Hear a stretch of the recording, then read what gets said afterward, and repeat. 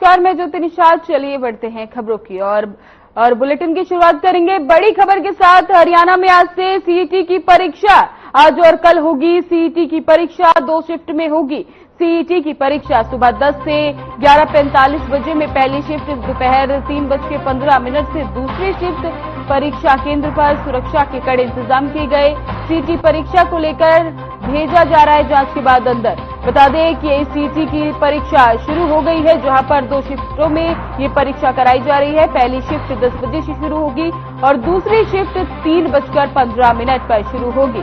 बता दें बड़ी खबर आपको कि हरियाणा में आज से सीईटी की परीक्षा का आगाज हो गया है। आज और कल परीक्षा कराई जाएगी। अगली बड़ी खबर चंडीगढ़ से सामने आ रही है, जहां सीईटी अभ्यर्थियों को बड़ी राहत मिली है। एडमिट कार्ड जारी नहीं होने पर राहत मिली है। याचिकाकर्ता 170 अभ्यर्थियों को कोर्ट से राहत। 170 अभ्यर्थी 27 जुलाई को देंगे सीईटी का एग्जाम। ईमेल के जरिए अभ्यर्थी जाएंगे, अभ्यर्थियों को सूचित किया जाएगा। बता दें कि आपको बड़ी खबर चंडीगढ़ से सामने आ रही है, जहां पर सीईटी अभ्यर्थियों को बड़ी राहत मिली है। एडमिट कार्ड जारी नहीं होने पर यह राहत दी गई है। याचिकाकर्ता 170 अभ्यर्थियों को कोर्ट से राहत मिली है, जिसमें 27 जुलाई को अभ्यर्थी सीईटी के एग्जाम देंगे। बाकी 21 अभ्यर्थी।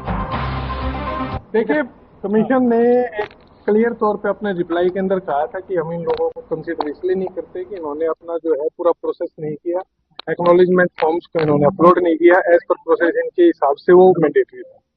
जहाँ पे हमने कोर्ट में बहस की थी कि वो मैंडेटरी इसलिए नहीं कहा जा सकता कि उसके बिना कोई भी पर्पस सर्व होता नहीं है। वो जब आपके पास में सारे डॉक्यूमेंट्स आ गए तो उन डॉक्यूमेंट्स के बेस पे आप हमें कंसिडर कर सकते हैं। तो कोर्ट ने पूरी लंबी कई घंटे की चली हुई बहस के अंदर आखिर में निर्णय दिया है कि सभी लोगों को जो कोर्ट में आए थे, इन सबको कोर्ट जो है पेपर में 27 तारीख को बैठने का मौका मिला। ये 21,000 टोटल पिटिशनर है या सर?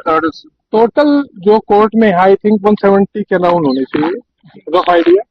ठीक है, वैसे जो अफेक्टेड जो लोग हैं 21,800 है। तो ये राहत 21,800 को नहीं, 21,800 को इसलिए नहीं कि कोर्ट ने इतनी टिप्पणी करने से इसलिए मना कर दिया माननीय कोर्ट ने कि उनके पास में इन सभी लोगों के तथ्य नहीं थे।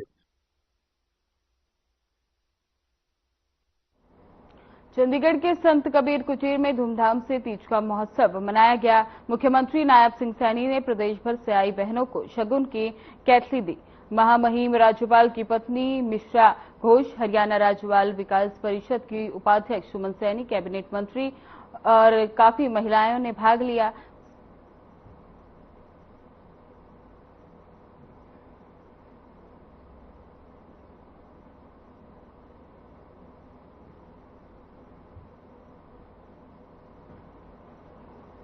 कुरुक्षेत्र में इंस्टीट्यूट यूथ एक्सचेंज प्रोग्राम का आयोजन किया गया। इस मौके पर सीएम नायब सिंह सैनी ने शिरकत की, जिसके बाद मुख्यमंत्री नायब सिंह सैनी ने कहा कि प्रधानमंत्री नरेंद्र मोदी के नेतृत्व में केंद्र सरकार ने 11 सालों में एक गरीब के घर तक सुविधा पहुंचाने का काम किया है। सरकार ने जनमानस के जल कल्याण योजना तैयार की है। प्रधानमंत्री नरेंद्र मोदी के नेतृत्व में भारत दुनिया की तीसरी बड़ी अर्थव्यवस्था के रूप में पहचान बना रहा है। बता दें कि उन्होंने कहा कि अपने हाथों में देश की बागडोर उन्होंने संभाल रखी है। इसके लिए युवाओं के देश में मूल्यों, संस्कृति और विरासत के साथ जुड़ना होगा। इस युवा शक्ति को देश की संस्कृति, संस्कारों के साथ जोड़ने के लिए सरकार तत्पर है। इस प्रकार के कार्यक्रम में एक भारत श्रेष्ठ भारत के भी दर्शन सहजते जाते हैं।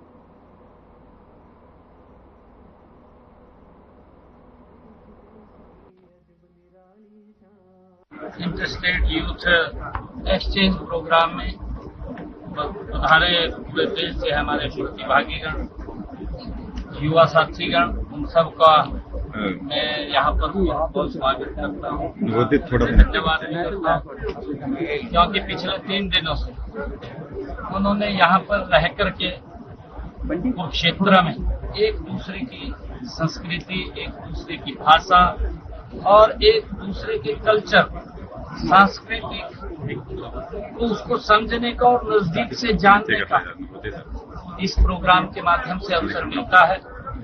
मैं सभी प्रतिभागीगण को इस कार्यक्रम में यहाँ आने पर शुभकामनाएं भी देता हूँ।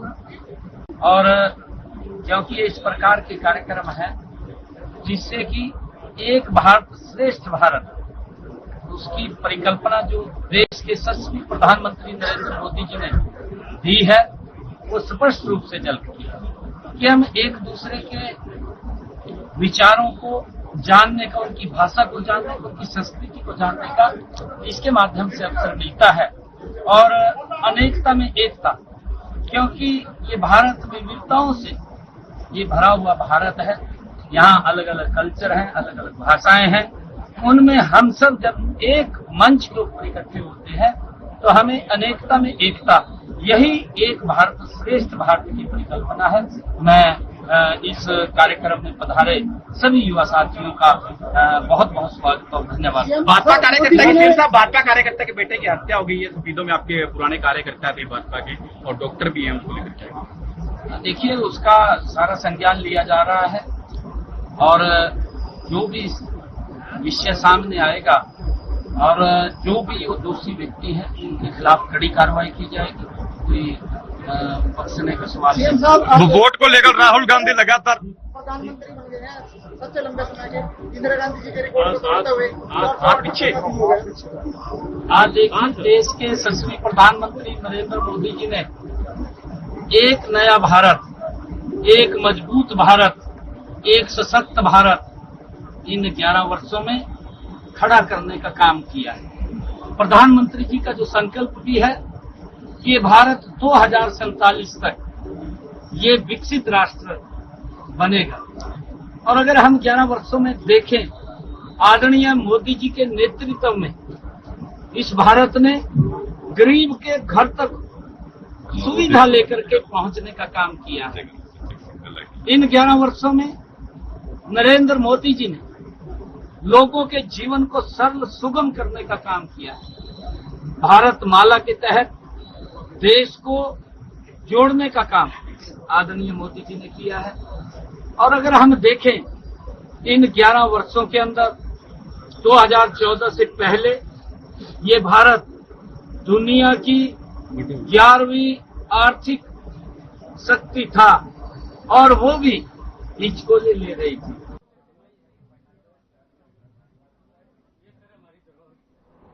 नारनौद में बार एसोसिएशन ने एक कार्यक्रम का आयोजन किया जिसमें बीजेपी जिला महामंत्री विजेंद्र लोहान और प्रमुख समाजसेवी मास्टर ऋषिकांत जिंद, जिले के बार एसोसिएशन प्रधान विकास लोहान, हांसी बार एसोसिएशन के प्रधान पवन रपाड़िया को अच्छे कार्यों के लिए सम्मानित किया गया। जिसके बाद नारनौद में बार एसोसिएशन के प्रधान ज्ञानचंद्र ने कहा कि समय समय पर अच्छे कार्य करने वाले लोगों को सम्मानित किया जाता है। इसी कड़ी में 4 लोगों को सम्मानित किया गया और बार एसोसिएशन ने सराहनीय काम करने वाले लोगों को सम्मानित किया। नारनौद उपमंडल कार्यालय में बने 15 वर्ष हो चुके हैं, लेकिन यहां अब तक कोर्ट नहीं बन पाया। सदस्यों ने, इन्होंने वकीलियत में भी और समाज सेवा में बहुत अच्छे काम किए, इनको सम्मानित किया है। और जहां तक अदालत की बात है, मेरी बार के सभी सदस्य और पूरी कार्यकारिणी 2024 से प्रयासरत है। हमने 4 मेंबर की कमेटी बनाई, यहाँ से लेटर पैड पे बार काउंसिल से भी मांग रखी, सेशन जज के माध्यम से आवेदन हाईकोर्ट में भी भिजवाया और साथ ही साथ ऋषिकांत जी का बहुत बड़ा सहयोग मिला। और पूरी उम्मीद है कि इन सब के प्रयास से यहाँ अदालत की स्थापना होगी।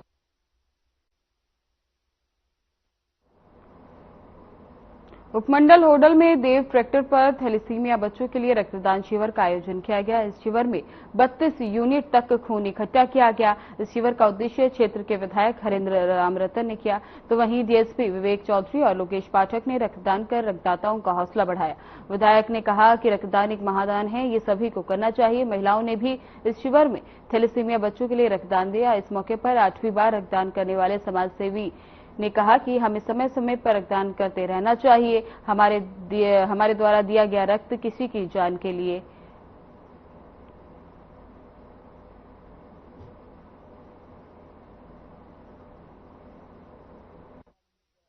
हम सभी को करना चाहिए, क्योंकि ड्रग जो है किसी फैक्ट्री में नहीं बनता, ये मनुष्य द्वारा ही बनता है। तो इससे हम और लोग हैं उनकी साथ मदद करते हैं। दूसरा ये कि ब्लड डोनेशन से हमारे खुद के लिए, हार्ट के लिए अच्छा होता है, कैंसर की बीमारी के लिए हमें अच्छा होता है। इसलिए हमें टाइम पर 3 महीने में जैसे कि सबको लगे अपने हेल्थ के अनुसार टाइम पर ब्लड डोनेट करना चाहिए। तो आपने कौन सी बार रक्तदान किया? मैंने किया होगा, शायद 7वीं 8वीं बार किया होगा। तो क्या इससे कोई शरीर में कमी आती है, क्या होता है? ना, ऐसा कुछ नहीं, कोई कमी नहीं आती। बल्कि शरीर के लिए अच्छा होता है। हमारी हेल्थ के लिए तो बहुत ज्यादा बेनिफिट है। जिनको मोटापे की शिकायत है या कोलेस्ट्रॉल ज्यादा बनता है, उन सब के लिए तो बहुत ज्यादा बेनिफिट है। रक्तदान शिविर ये जो आयोजक है और जिन्होंने ये किया है जितेंद्र कुमार बधाई देता हूँ। इस तरीके के आयोजन करते रहने चाहिए।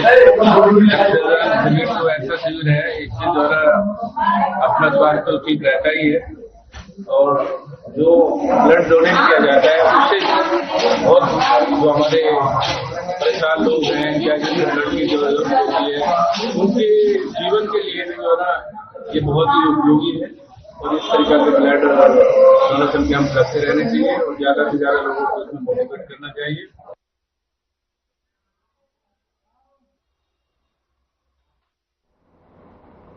हरियाणा के मुख्यमंत्री नायब सिंह सैनी ने दादरी स्थित विश्राम गृह में क्षेत्र के किसान संगठनों के प्रतिनिधियों से भेंट की। ये बैठक सकारात्मक वातावरण में संपन्न हुई। किसानों ने मुख्यमंत्री का आभार व्यक्त करते हुए कहा कि जहां अधिकांश नेता केवल औपचारिकता निभाते हैं, वहां मुख्यमंत्री ने अत्यंत शालीनता के साथ उनकी समस्याएं सुनी। बता दें कि बैठक के दौरान किसानों द्वारा फसलों के बकाया मुआवजे से संबंधित जानकारी साझा की गई, जिस पर मुख्यमंत्री ने आश्वासन दिया कि इस संबंध में शीघ्र ही वरिष्ठ अधिकारियों से मंत्राकर समाधान निकाला जाएगा।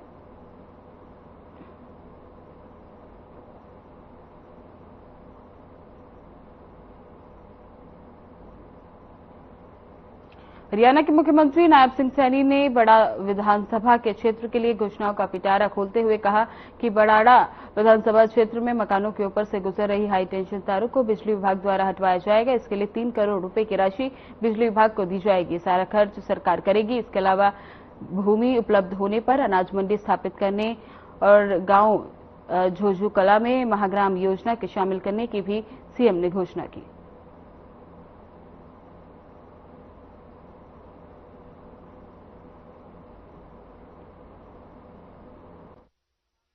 आदरणीय उमेश जी ने आज मांग पत्र ये मुझे दिया है। इस मांग पत्र में इन्होंने कहा है कि पातुवास में पशु चिकित्सालय बनाया जाए। मैं इसकी घोषणा करता हूं कि वहां पर विधायक जी आप भूमि उपलब्ध कराइए, वहां पर एक पशु चिकित्सालय बनाने का काम हम करेंगे। बाडड़ा को जो आपने कहा है कि बिजली डिवीजन का दर्जा देने और नया कार्यालय भवन बनवाने का काम करें, आपने इस क्षेत्र के लिए ये यहां पर मांग रखी है। मैं इसकी भी घोषणा करता हूं कि बाडड़ा को बिजली का सब डिवीजन का दर्जा वो दिया जाएगा और यहां एक बिजली विभाग का नया कार्यालय भवन बनवाने की भी मैं घोषणा करता हूं।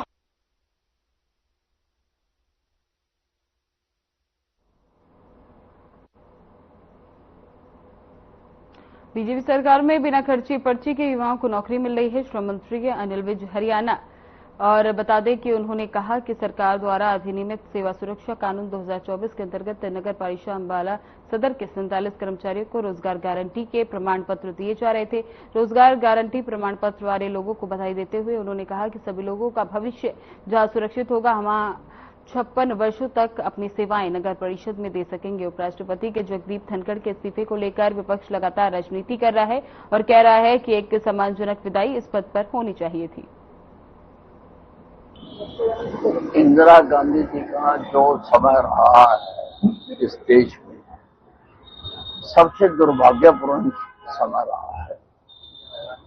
संविधान पर कलंक लगा है उनके कार्यकाल में।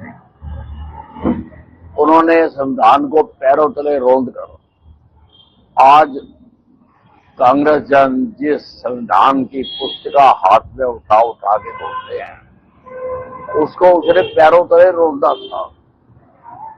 लगभग 1.5 लाख लोगों को जेलों में डाल दिया था। बोलने के अधिकार पर प्रतिबंध लगा दिया था। मौलिक अधिकार खत्म कर दिए थे।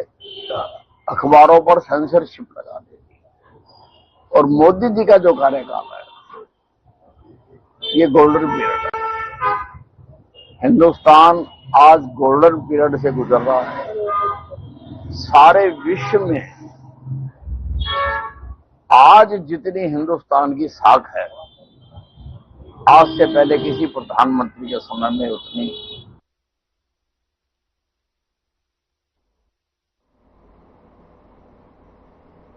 कृषि कल्याण मंत्री श्याम सिंह राणा ने चंडीगढ़ में आढ़ती एसोसिएशन के प्रतिनिधियों के साथ बैठक कर उनकी अध्यक्षता की। इस बैठक में कृषि और किसान कल्याण विभाग के प्रधान सचिव पंकज अग्रवाल, खाद्य नागरिक आपूर्ति और उपभोक्ता मामले विभाग के निदेशक अंजद सिंह, हरियाणा राज्य कृषि विपणन बोर्ड के मुख्य प्रशासक मुकेश कुमार आहूजा के साथ कई आला अधिकारी मौजूद रहे। बैठक में मंत्री श्याम सिंह राणा ने कहा कि राज्य सरकार जन कल्याणकारी और सभी वर्ग का पूरा ख्याल रखती है। जल्द ही बकाया गेहूं का भुगतान कराया जाएगा। उनके लाइसेंस, मंडी की सफाई व्यवस्था के अलावा मिलर एसोसिएशन और फ्लोर मिल एसोसिएशन के प्रतिनिधियों के मुद्दे पर विस्तार से चर्चा की जाएगी।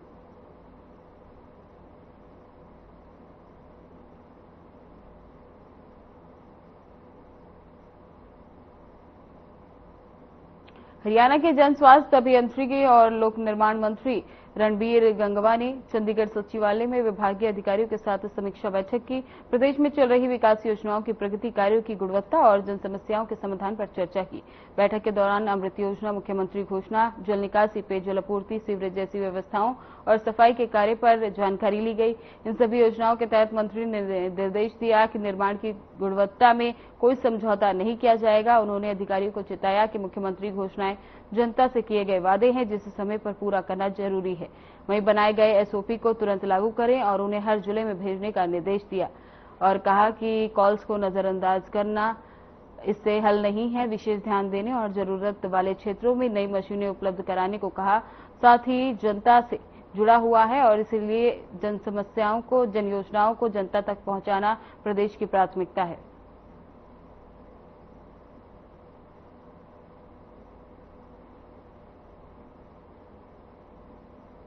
हरियाणा व्यापार मंडल के प्रांतीय अध्यक्ष और अखिल भारतीय व्यापार मंडल के राष्ट्रीय मुख्य महासचिव बजरंग गर्ग ने महेंद्रगढ़ की कमला भवन धर्मशाला में व्यापारियों के साथ बैठक ली। पत्रकार वार्ता में उन्होंने कहा कि सरकार की गलत नीतियों के कारण छोटे व मध्यम उद्योग प्रदेश में लगातार ठप हो रहे हैं। बिजली के रेट में बढ़ोतरी करके उद्योगपतियों को पलायन करने पर मजबूर किया जा रहा है। सरकार द्वारा बिजली की दरों में बढ़ोतरी करने से उद्योगपतियों पर लगभग 2300 रुपए का अधिक बोझ और बढ़ेगा। सरकार को व्यापारी, उद्योगपति व आम जनता को बिजली कम रेट में देनी चाहिए, जिससे कि उन लोगों का आर्थिक बोझ कम हो पाएगा।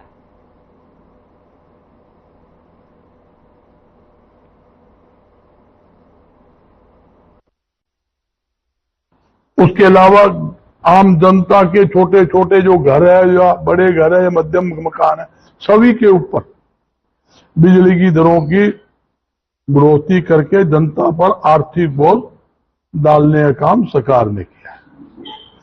अगर किसी के 501 यूनिट बिजली बिल पहले आता था तो वो लगभग 2509 रुपया बिल आता था।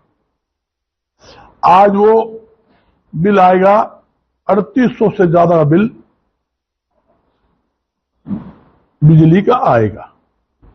इसी प्रकार उद्योगों पर बढ़ा दिए, फिक्स चार्जिंग बढ़ा दी। फिक्स चार्जिंग 165 रुपए उद्योगों पर थी, सीधा 290 रुपए फिक्स चार्जिंग कर दी गई सरकार ने।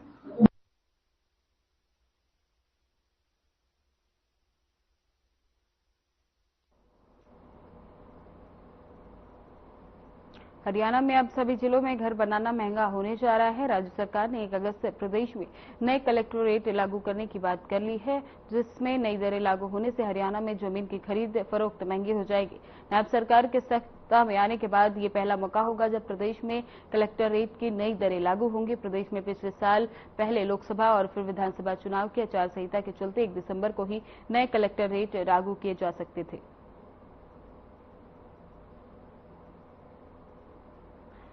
बता दें कि जमीनों की दर में बढ़ोतरी होने जा रही है, जहां पर नए जमीन के रेट सामने आने वाले हैं। हरियाणा में अब घर बनाना महंगा हो जाएगा, क्योंकि अब 1 अगस्त से नए कलेक्टोरेट सामने आ जाएंगे, जिसके बाद घरों की खरीद फरोख्त में नए अंतर आ सकते हैं और घर खरीदने में अब महंगाई का सामना देखना पड़ेगा।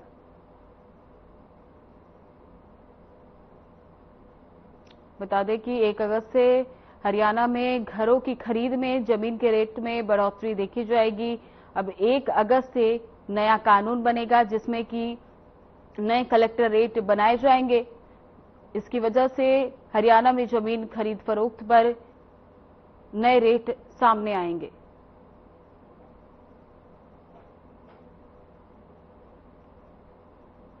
अब हरियाणा में घर बनाना महंगा हो सकता है क्योंकि 1 अगस्त से नए कलेक्टर रेट जारी किए जाएंगे, जिसकी वजह से जमीन की दरों में बढ़ोतरी हो जाएगी और हरियाणा में घर खरीदना महंगा पड़ सकता है लोगों को।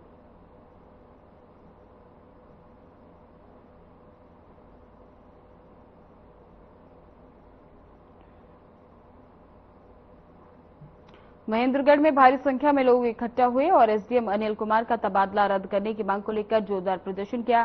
प्रदर्शनकारियों ने मुख्यमंत्री के नाम ज्ञापन सौंपकर विधायक को दिया। लोगों का कहना है कि एसडीएम अनिल कुमार ने महेंद्रगढ़ शहर और ग्रामीण क्षेत्रों के रिकॉर्ड समय में जरूरी काम करवाए हैं।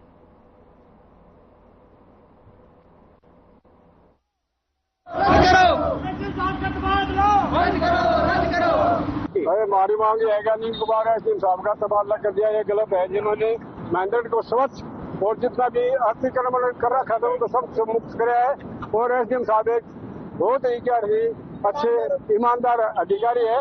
तो हम श्री नाइसिंह जी से निवेदन करते हैं कि इनका तबादला यही महेंद्रगढ़ में दोबारा किया जाए ताकि महेंद्रगढ़ के ग्रामवासियों को, शहरवासियों को, सभी को पूर्ण रूप से सुख सुविधाएं मिल सके। मांग इसलिए है जी, हमारे जो एसडीएम साहब 18 फरवरी को यहाँ आए थे, उस दिन के बाद हर शहर में, हर क्षेत्र में अतिक्रमण का जो है यहाँ हटाया गया और कुछ बिजली के खंभे हैं ग्रामीण क्षेत्रों में, स्कूल में निरीक्षण किए, वहाँ भी साफ सफाई और उन्होंने जो 50 साल में काम नहीं हुए वो उन्होंने 5 महीने में कर दिए।